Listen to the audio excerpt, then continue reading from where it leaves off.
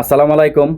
Saudi প্রবাসীরা আমাকে প্রশ্ন করতেছে, আমার আকামায় হুরুপ আছে, আমার আকামা এক্সপায়ার, আমি এক্সিট লাগাইতে পারবো কিনা, এক্সিট লাগাইতে কত টাকা লাগবে, আমি আবার এক্সিট দিয়ে দেশে যায়া নতুন করে ভিসা দিয়ে সৌদি আরব আসতে পারবো কিনা, এই প্রশ্নগুলি করতেছে অনেক প্রবাসীরা। আপনারা যাদের আকামা এক্সপায়ার হুরুপ আছে সকলে আপনারা এক্সিট লাগাইতে পারবেন। কারণ যাদের আকামা এক্সপায়ার তারাও এক্সিট লাগাইতে পারবে, যাদের হুরুপ আছে তারাও এক্সিট লাগাইতে পারবে, এক্সিট লাগাই দেশে চলে যেতে পারবে।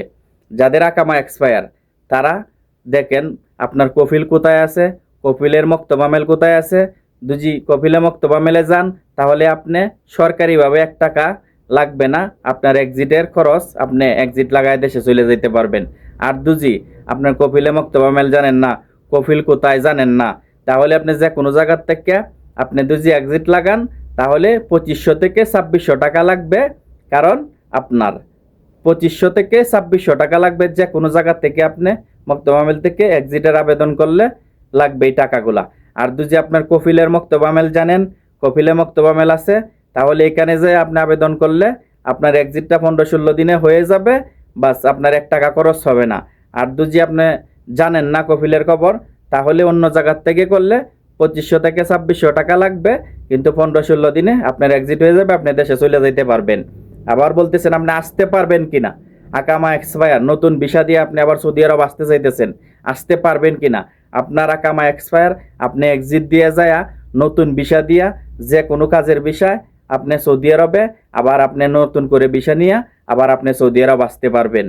আর যারা হুরুপ আছে তারা যারা এক্সিট নিতে চান, আপনারা এক্সিটের টাকা লাগবে।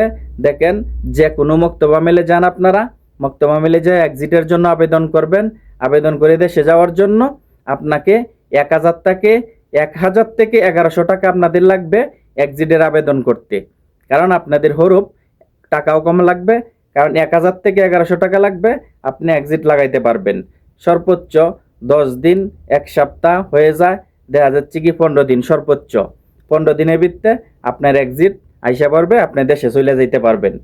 কারণ যাদের হরুপ আছে আর হুরুপ যাদের, আপনারা বলতেছেন আবার নতুন করে আমি দেশে যাইয়া আবার নতুন করে ভিসা নিয়ে আমি সৌদি আরব আসতে পারবো কিনা। আপনারা যাদের হুরুপ আছে আপনারা সৌদি আরবে নতুন ভিসা দিয়া সৌদি আরব কখনোই আসতে পারবেন না। আর যদি আপনি আসেন তাহলে আপনি সৌদি এয়ারপোর্ট থেকে আপনাকে ফিঙ্গার দিবে, আবার বাংলাদেশে রিটার্ন করবে। কারণ সৌদি আরব থেকে যারা হুরুপ পেয়ে যাবেন, যাদেরই হুরুপ আছে, পাসপোর্ট নাম্বারে বলেন, আপনার আকামার নাম্বারে বলেন, যেভাবেই বলেন, আপনাকে যদি হুরুপ দেয় সৌদি আরবে, আপনি অবৈধ ছিলেন, আপনি কখনোই সৌদি আরবে আসতে পারবেন না। একটা জিনিস মাথায় রাখবেন, হুরুপ তো হুরুপেই, আপনাকে হুরুপ যেখানেই দেখ, আপনার পাসপোর্টে দেখ, আকামার নাম্বারে দেখ, যেভাবেই দেখ, হুরুপ যারা সৌদি আরব কেউ আসতে পারবেন না। আকামা এক্সপায়ার যাদের, তারা সৌদি আরব নতুন ভিসা দিয়ে আবার আসতে পারবেন।